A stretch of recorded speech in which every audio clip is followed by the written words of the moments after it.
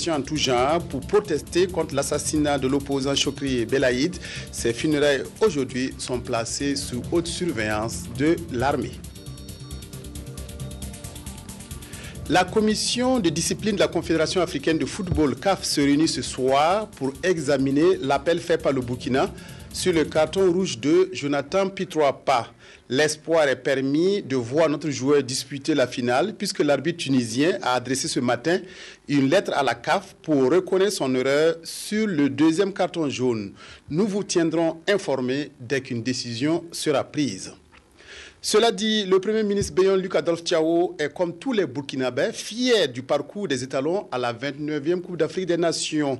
En rencontrant hier les gouverneurs des régions, le chef du gouvernement n'a pas manqué de souligner ce sentiment de fierté qui l'habite. Symphorien Somda. Le Premier ministre a rencontré ce jeudi 8 février l'ensemble des gouverneurs du Burkina. À cette occasion, il a félicité l'équipe des étalons pour sa prestation qui la qualifie pour la finale de la CAN 2013. La qualification des étalons pour la finale de la CAN, aussi historique qu'elle soit, est l'illustration d'un Burkina Faso qui avance sur la voie du progrès.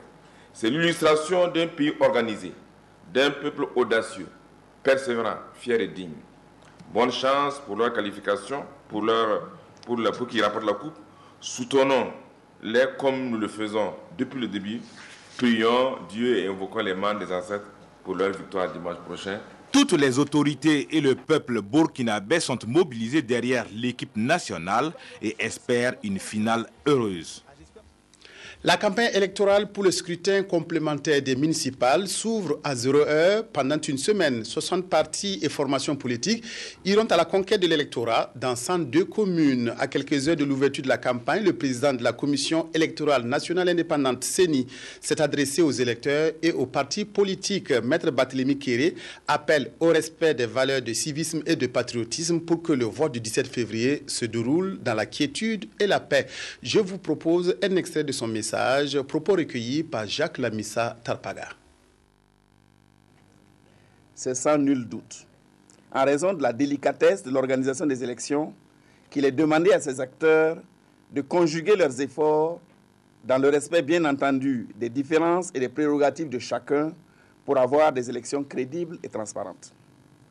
Dans cette perspective, il me semble opportun d'interpeller à nouveau les partis politiques afin qu'ils désignent et rendent disponibles dans chacun des bureaux de vote leurs délégués.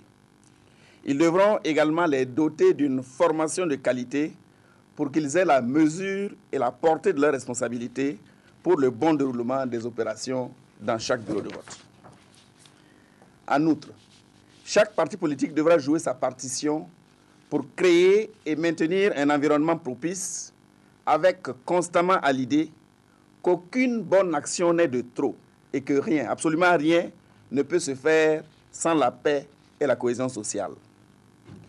Notre envie de vivre ensemble et en parfaite harmonie doit constituer le socle sur lequel nous devrons tous porter nos actions en vue de ces élections complémentaires qui, sans nul doute, nous permettront d'achever la mise en place de toutes nos institutions républicaines, base de l'édification d'une nation démocratique forte et prospère. L'intégralité du message du président de la CENI vous sera proposée après cette édition.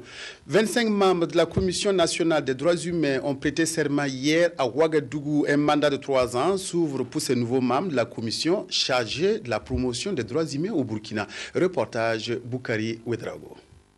Devant les hommes en robe, les nouveaux membres de la Commission nationale des droits humains ont prêté serment. Je le jure. Ils sont au total 25 issus des différentes couches socio-professionnelles et des organisations de la société civile à prendre l'engagement solennel d'exercer avec efficacité leurs nouvelles attributions, notamment la promotion, la protection et la défense des droits humains. C'est une institution qui est très importante. Elle est recommandée au niveau international par les mécanismes internationaux. Et vu les attributions de cette institution, il est important qu'elle soit installée pour pouvoir bien jouer son rôle de protection surtout des droits humains. Cette institution créée en 2001 était rattachée au ministère en charge de la promotion civique. Mais depuis la fin du mandat du bureau précédent, et un temps de flottement, la grande nouveauté, cette structure en charge de la promotion des droits humains devient désormais une structure autonome. Il revient donc à ces membres de la Commission nationale des droits humains de mettre en place un bureau qui va présider aux destinées de la structure et ce, pendant une durée de 3 ans.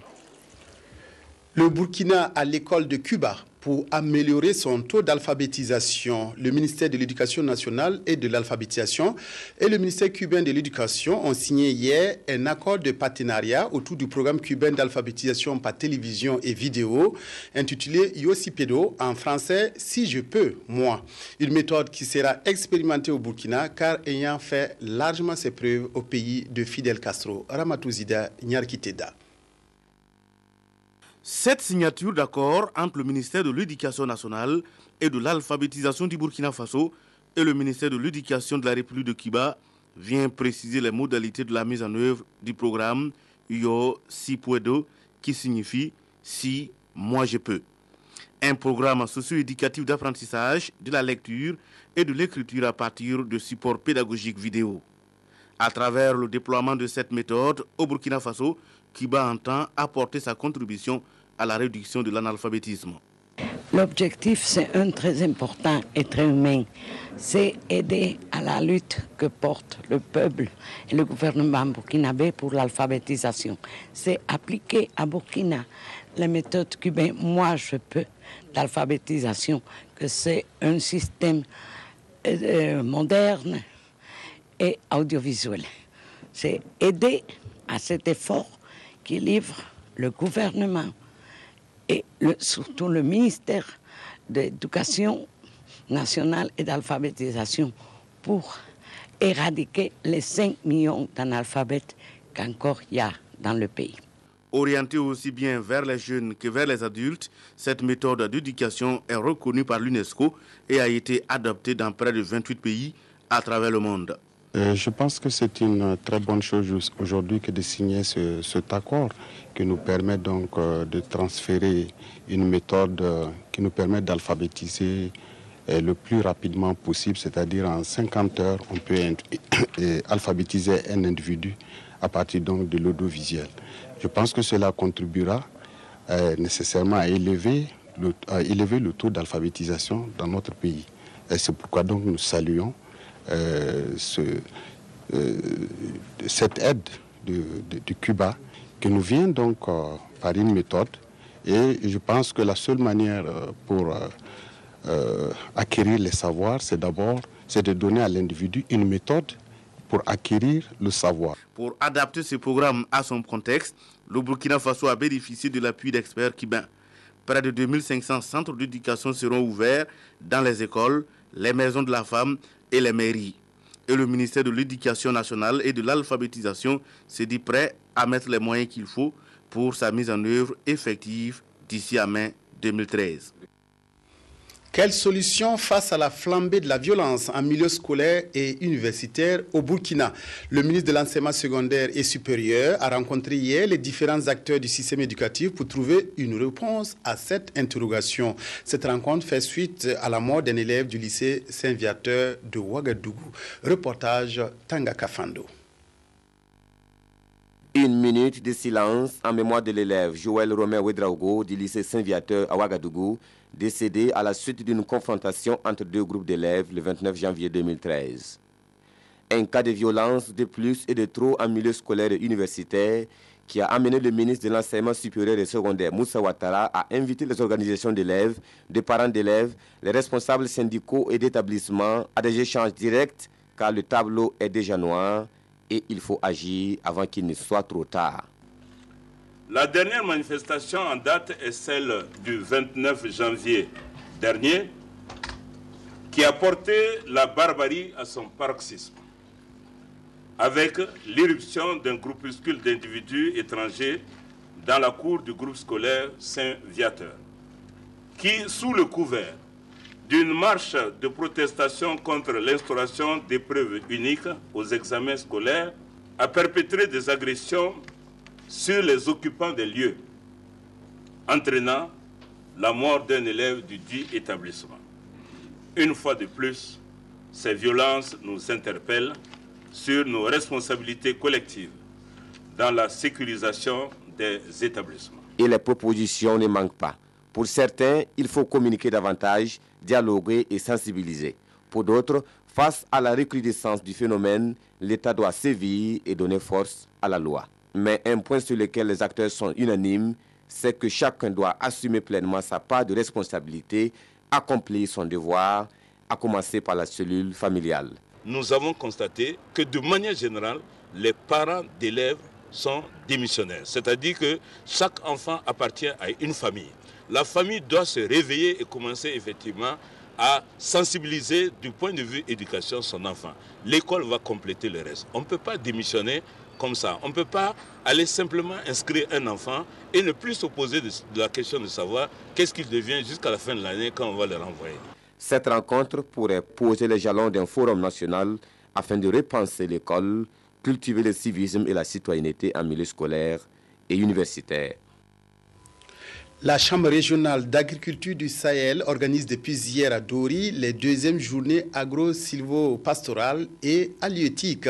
Placées sous le thème modernisation et professionnalisation de l'agriculture dans la région du Sahel, rôle et responsabilité de la CERA, cette manifestation est un cadre d'information et d'échanges techniques et commerciaux. Reportage à Dori, Ernest Kambiré. Permettre aux différents acteurs de tisser des liens commerciaux et d'échanger autour de la maîtrise des nouvelles techniques agricoles et organisationnelles des producteurs, la Chambre régionale d'agriculture du Sahel, à travers l'organisation de ces journées promotionnelles, entend faire prendre conscience des potentialités agricoles qui existent au Sahel. Espace d'information et rendez-vous d'échanges techniques et commerciaux, les journées agro-silvopastorales et halieutiques du Sahel s'étalent sur 3 jours et visent à faire la promotion des différentes filières agricoles de la région. Beaucoup de gens pensent qu'il n'y a pas de telle chose au Sahel. On pense que tout est sable sur sable, caillou sur caillou, or que ce n'est pas vrai. Le Sahel regorge vraiment beaucoup de potentialités qui peuvent vraiment faire le développement du Sahel et même faire le développement du Burkina.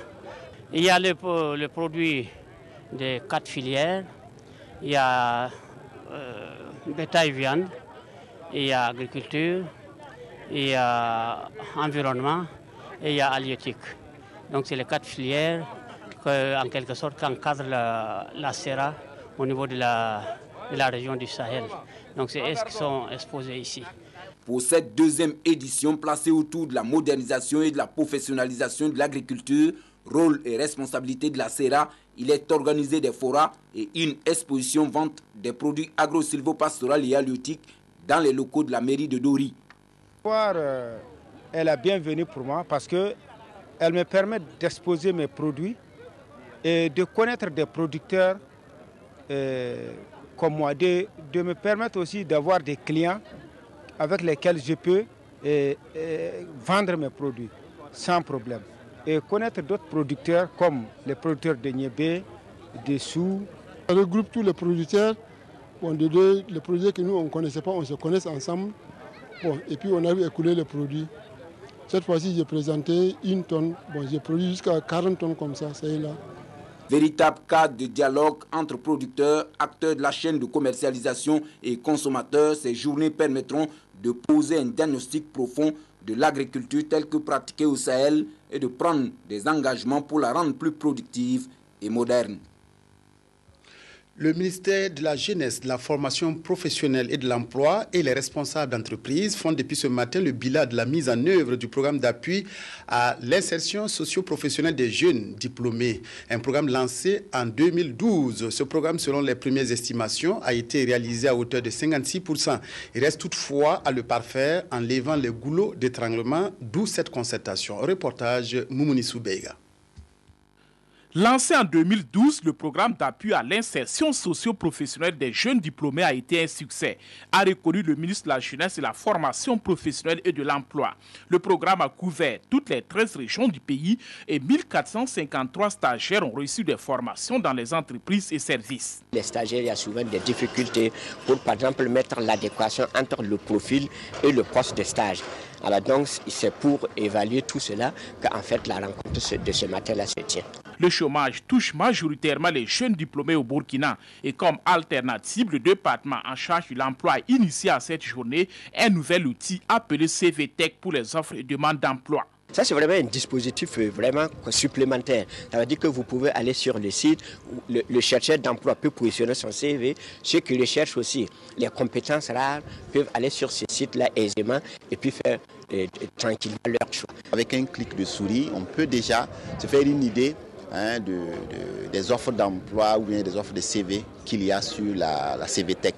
Donc c'est vraiment un outil quand on est loin de Ouaga, quand on est en province ou bien quand on est dans une mine ou quand on est ailleurs. Même à Ouagadougou déjà avec le trafic, c'est pas évident de tout le temps pouvoir se rendre à l'ANPE et trouver une personne